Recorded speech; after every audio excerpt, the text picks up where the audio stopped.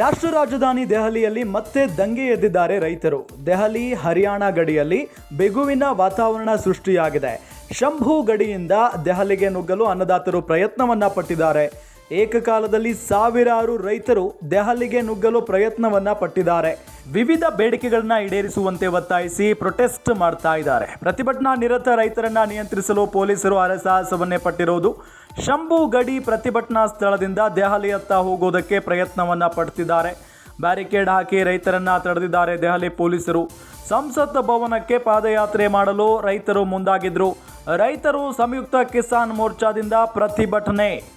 ಎಂಎಸ್ಪಿಗೆ ಕಾನೂನುಬದ್ಧ ಖಾತರಿ, ಆಗ್ರಹ ಸಾಲ ಮನ್ನಾಕ್ಕೆ ಮನವಿಯನ್ನ ಮಾಡಿಕೊಂಡಿದ್ದಾರೆ. ರೈತರು ಮತ್ತು ರೈತ ಕಾರ್ಮಿಕರಿಗೆ ಪಿಂಚಣಿ ವ್ಯವಸ್ಥೆ ಜಾರಿಗೆ ಒತ್ತಡವನ್ನು ಹಾಕ್ತಾ ಇದ್ದಾರೆ. ವಿದ್ಯುತ್ ದರವನ್ನು ಹೆಚ್ಚಿಸದಂತೆಯೂ ರೈತರು ಒತ್ತಾಯವನ್ನು ಮಾಡಿದ್ದಾರೆ. 2021ರ ಲಖೀಂಪುರ್ ಖೇರಿ ಹಿಂಸಾಚಾರದ ಸಂತ್ರಸ್ತರಿಗೆ ನ್ಯಾಯವನ್ನು ಒದಗಿಸಬೇಕು. 2013ರ ಭೂಸ್ವಾಧೀನ ಕಾಯ್ದೆಯನ್ನು ಮರುಸ್ಥಾಪಿಸಲು ಆಗ್ರಹಿಸಲಾಗಿದೆ. 2020-21ರಲ್ಲಿ ಸಾವನ್ನಪ್ಪಿದ ರೈತರ ಕುಟುಂಬಗಳಿಗೆ ಪರಿಹಾರವನ್ನು ನೀಡಬೇಕು ಅನ್ನೋದು ರೈತರ ಒಂದು ಬೇಡಿಕೆಯಾಗಿರುವುದು ಗಮನಿಸ್ತಾ ಇದ್ದೀವಿ. ರಾಷ್ಟ್ರ ರಾಜಧಾನಿ ದೆಹಲಿಯಲ್ಲಿ ಮತ್ತೆ ದಂಗೆ ಎದ್ದಿದ್ದಾರೆ ರೈತರು.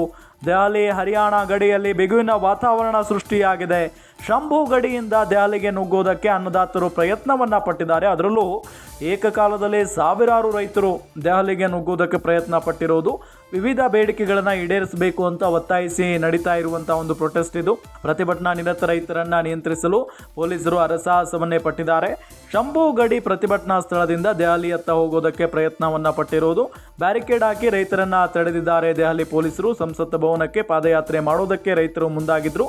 ರೈತರು ಸಂಯುಕ್ತ ಕಿಸಾನ್ ಮೋರ್ಚಾದಿಂದ ಪ್ರತಿಭಟನೆ ನಡೀತಾ ಇರೋದೀಗ. ಏನು ಎಂಎಸ್ಪಿಗೆ ಕಾನೂನುಬದ್ಧ ಖಾತರಿ, ಆಗ್ರಹ ಸಾಲ ಮನ್ನಾಕ್ಕೆ ಮನವಿಯನ್ನ ಮಾಡಿಕೊಂಡಿದ್ದಾರೆ. ರೈತರು ಮತ್ತು ರೈತ ಕಾರ್ಮಿಕರಿಗೆ ಪಿಂಚಣಿ ವ್ಯವಸ್ಥೆ ಜಾರಿಗೆ ಒತ್ತಡ ಇದೆ. ವಿದ್ಯುತ್ ದರವನ್ನು ಹೆಚ್ಚಿಸದಂತೆಯೂ ಕೂಡ ರೈತರು ಒತ್ತಾಯವನ್ನು ಮಾಡಿದ್ದಾರೆ.